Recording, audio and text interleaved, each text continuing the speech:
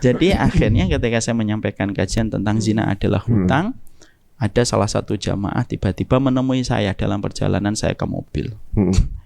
Lalu beliau mengatakan, saya minta waktu 5-10 menit Ustaz gitu. Ya, tapi saya sudah deg-degan.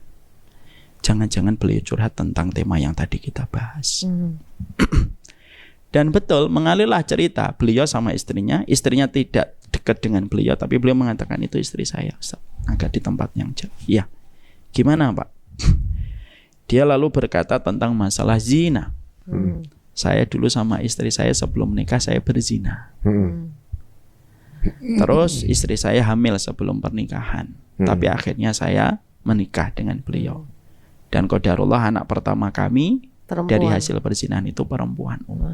Hari ini kelas 3 SMP. Kelas 3 SMP itu kelas 9 hari ini. Tadi Ustadz mengatakan kalau seorang anak terbentuk embrionya sebelum pernikahan, berarti anak itu anak yang tidak dinisbatkan kepada bapaknya, tapi dinisbatkan kepada tempat tidur yang terjadinya perzinahan itu. Betul Ustadz? Iya. Dan antum mengatakan kalau anak yang terbentuk embrionya sebelum pernikahan, berarti nanti dia tidak bisa ketika nikah nggak bisa diwakilkan kepada bapaknya karena bapaknya bukan wali yang syah. Sebagian pendapat fikih yang paling kuat semacam itu. Saya mengatakan betul Pak gitu. Terus beliau berkata, anak saya perempuan Ustadz, dan nanti kalau dia menikah saya tidak bisa menikahkan.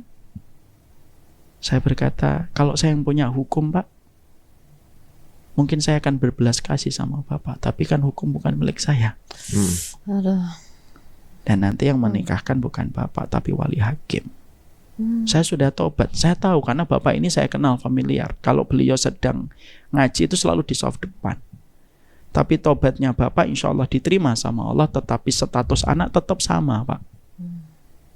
Beliau menangis, kita kuatkan gitu, kita peluk. Istrinya pakai cadar Mas. Menangis untuk gini. Gitu. Di sela-sela isak tangisnya, beliau lalu berkata kepada kami saat itu, kalau saya tahu seberat ini urusan zina di sisi Allah dan konsekuensi hukumnya, saya mungkin akan memikirkan 1000 kali sebelum berzina.